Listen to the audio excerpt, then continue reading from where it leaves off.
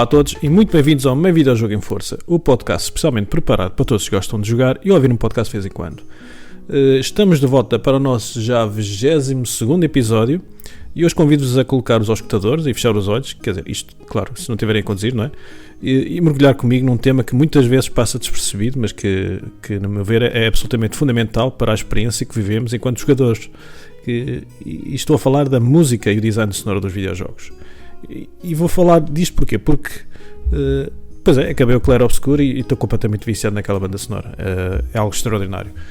Já falei um pouco sobre o jogo no episódio passado.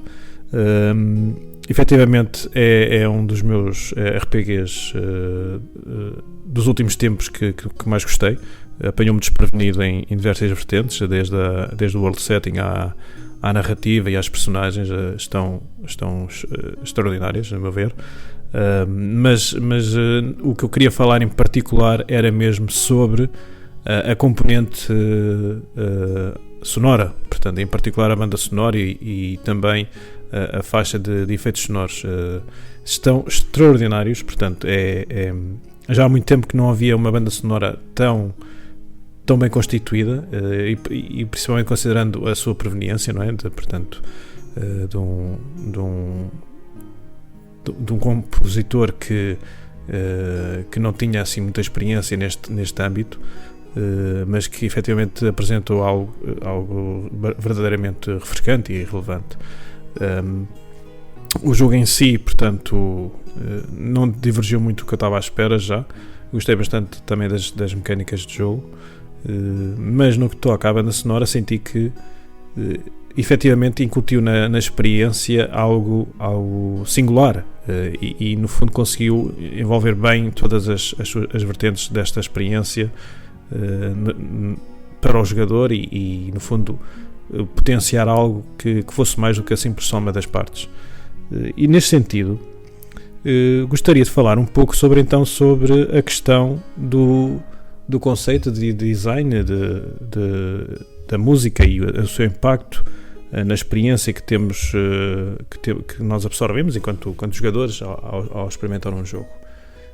E no fundo, quando falamos em som nos jogos, não é fácil pensar apenas na banda sonora, mas quer dizer, o espectro é mais vasto que isto, não é? Portanto, estamos a falar de todos os ruídos, ambientes, vozes, as reverberações e no fundo até do silêncio, não é? Sim, também o silêncio também é fundamental em algumas experiências. São ferramentas no fundo bastante poderosas que ajudam a construir os mundos e a desenvolver as emoções e a criar uma identidade para a experiência que nós estamos ali a absorver, não é? E no fundo, tal como no cinema, acho que no fundo o cinema que tem a sua trilha sonora emocional, não é? Os videojogos também oferecem uma camada adicional que passa pela interatividade sonora. Portanto, quer isto dizer que a componente sonora no fundo responde ao nosso ritmo, às nossas decisões, às batalhas que estamos a incutir, ao nosso medo e no fundo até à nossa hesitação em algumas situações. E portanto, o episódio de hoje nós procuramos então explorar não só como a música e o som nos videojogos influenciam a nossa percepção do mundo virtual, mas também como moldam a própria narrativa, a jogabilidade e mesmo a ligação emocional com as personagens e o universo. E por isso mesmo, eu gostaria então de trazer aqui 3 exemplos bastante particulares. Claro que vou falar um pouco mais sobre Clair Obscur, mas também gostaria de falar de Persona 5 e Nier, porque são 3 séries, 3 jogos que me impactaram bastante nesta vertente. E começando com o Clair Obscur, então, como sabem, portanto, isto é um jogo que ainda está fresco na memória de muitos, com certeza, porque muita gente ainda está a jogá-lo, mas que com certeza acho que já posso afirmar que conquistou um lugar importante quando falamos de design sonoro. Este título é ambientado, portanto, num mundo que mistura o surrealismo francês com algumas ruínas decadentes e poesia visual mesmo, e o jogo não só nos encanta pela arte, não é? Pelo setting do próprio jogo, mas também pela sonoridade profundamente orquestrada e cinemática, que está diversas vezes bastante associada às ações e aos eventos que estão a decorrer.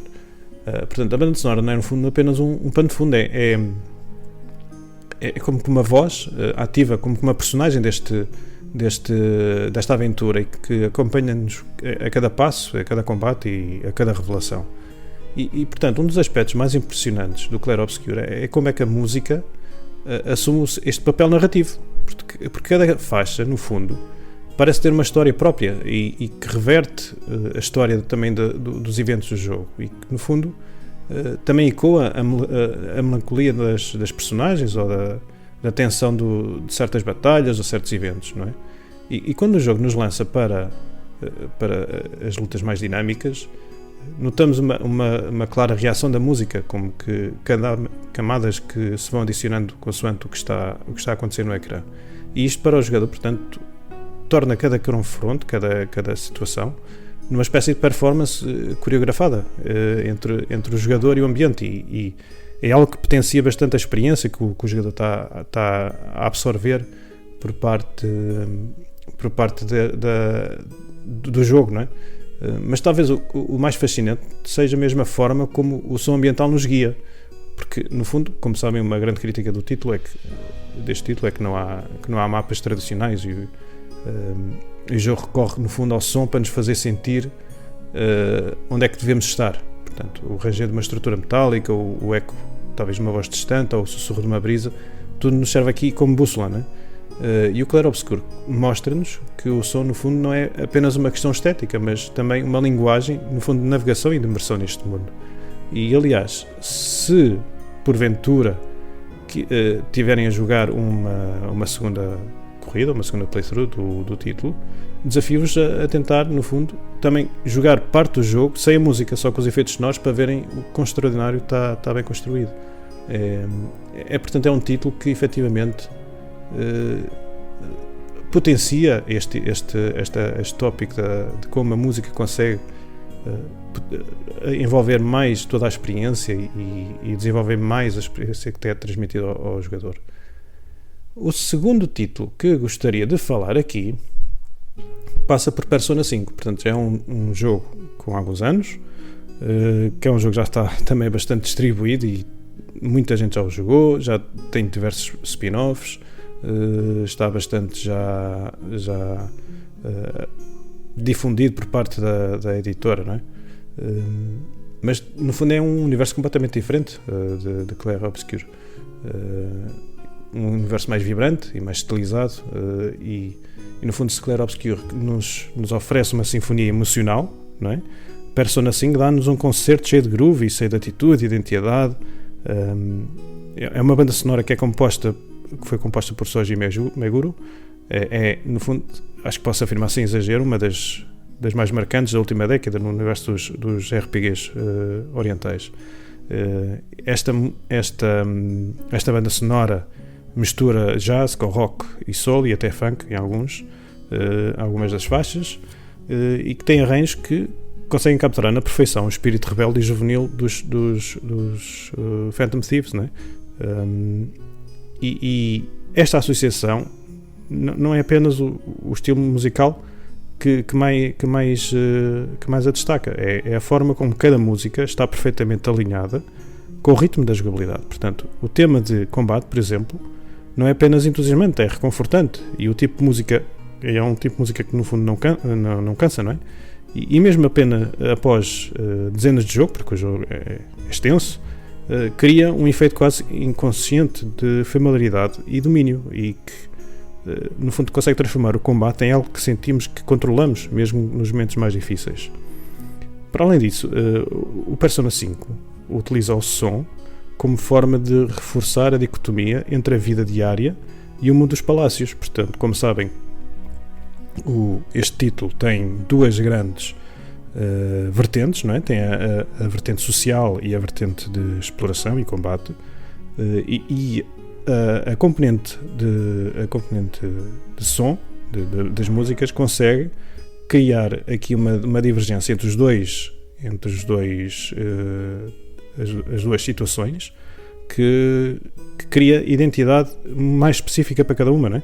E, por exemplo, na escola os sons são mais suaves, quase burocráticos, não é? Com os ruídos típicos do ambiente urbano, Já quando estamos no metaverso, tudo ganha mais intensidade, existem mais ecos, mais distorções, e algo que nos fundo dá a sensação clara que estamos a atravessar um espaço mental e emocional, não é? Portanto, a música aqui no fundo não é apenas a parte da atmosfera, ela é a própria transição entre os mundos do jogo, e é um aspecto interessante, não é? É engraçado ver como é atualizada a música, como é atualizada para diferenciar os diversos aspectos deste videojogo, não é? Por fim, também gostava de falar de outro exemplo que eu também acho que é essencial falar no que toca a design de som e de banda sonora, que é a série Nier. Em particular a Nier Automata, mas também Nier Replicant também tem uma banda sonora extraordinária e que no fundo assemelha-se algo a Clair Obscur, porque também aqui nesta situação temos uma banda sonora que quase que assume um papel de uma personagem no videojogo. E também, no fundo, acho que Nier Automata, neste caso em particular, acho que podemos clarificá-lo como se é o exemplo moderno de como o som, emoção e filosofia, no fundo, conseguem coexistir dentro de um videojogo. Portanto, a obra de Yoko Taro, não é muitas coisas. É um RPG de ação, certamente, é um tratado sobre a identidade, certo, é um comentário sobre a humanidade, sim, mas acima de tudo eu diria que é uma peça profundamente sensorial, e nisto a música composta por Keiichi Okabe tem um papel essencial. E o que é que distingue no fundo Nier Automata? Eu diria que não é apenas a beleza das suas composições, mas a forma como elas mudam em tempo real. Portanto, é um tema. Portanto, estes temas que fazem parte desta banda sonora podem ter 3 ou 4 variações: instrumental, com voz feminina, com coros, com distorção eletrónica, e que se no fundo vão alternando dinamicamente conforme as ações do jogador. E no fundo esta fluidez cria uma sensação de continuidade emocional que se reverte como se a música estivesse a sentir connosco e a respirar com o próprio jogo, não é? No fundo também este título também conta com um detalhe único, que é a utilização de línguas inventadas nas letras das músicas. Exato, portanto, as músicas de Nier têm uma linguagem que não é real, que foi inventada para este próprio jogo, e elas no fundo não dizem nada de concreto, mas invocam sentimentos profundos, não é? E ao não ter palavras reconhecíveis, a música fala diretamente mais às emoções do que propriamente à racionalidade, e no fundo consegue contornar a racionalidade, não é? E isto intensifica ainda mais o impacto de momentos-chave, como há umas revelações narrativas ou despedidas a algumas personagens, quando são acompanhadas por estas músicas, não é? Portanto, onde a ausência de palavras torna-se, ironicamente, uma linguagem universal de tristeza e de esperança ou de redenção. E são eventos interessantes como conseguem incutir isto no próprio jogador. Agora, claro, para além destes exemplos, acho que devemos também refletir um pouco sobre a dimensão quase invisível, não é, do design sonoro dos videojogos. Muitas vezes acredito que o que não ouvimos não é tão importante como o que ouvimos. Portanto, o silêncio, no fundo tenso, antes de um boss, por exemplo, ou o som abanfado debaixo da água, ou o eco longínquo de uma tempestade prestes a chegar. Todos estes detalhes sonoros têm o poder de nos transportar e de nos fazer esquecer que estamos diante do ecrã.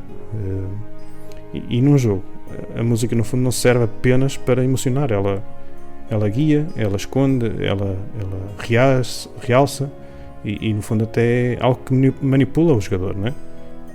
Por exemplo, estou a pensar num susto sonoro, num determinado jogo de terror, por exemplo.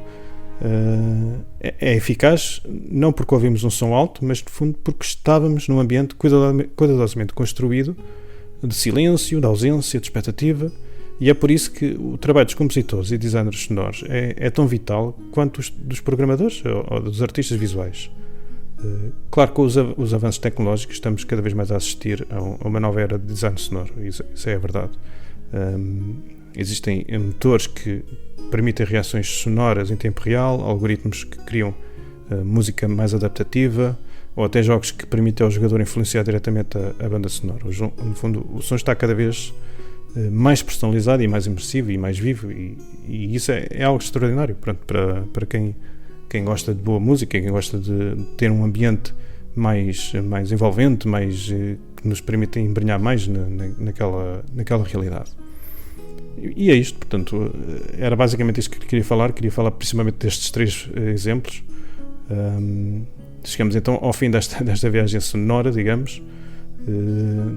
Como vimos, a música e o design de som nos videojogos não são apenas, no fundo, um complemento, são, no fundo, a alma invisível que nos guia, nos emociona-nos e que nos conecta também ao jogo, não é?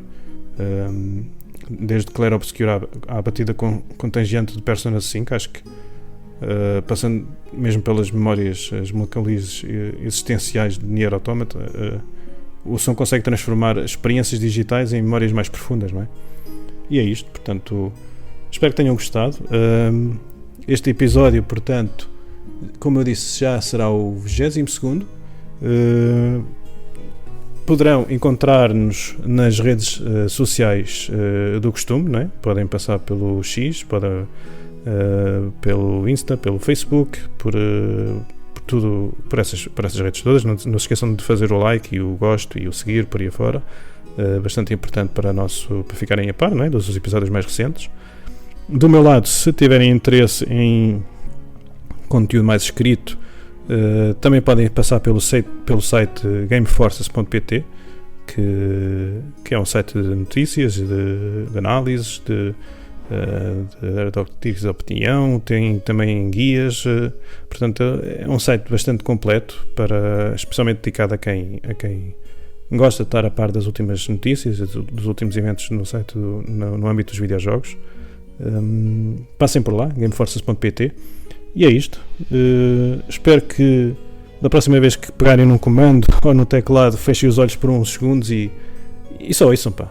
É impressionante o trabalho que é feito hoje em dia em termos de design de banda sonora de videojogos. Porque no fundo, às vezes os videojogos falam connosco neste âmbito e é assim que conseguimos embrenhar mais nas nossas experiências. E pronto, espero que tenham gostado. Até lá a todos, fiquem bem e joguem muito. Tchau!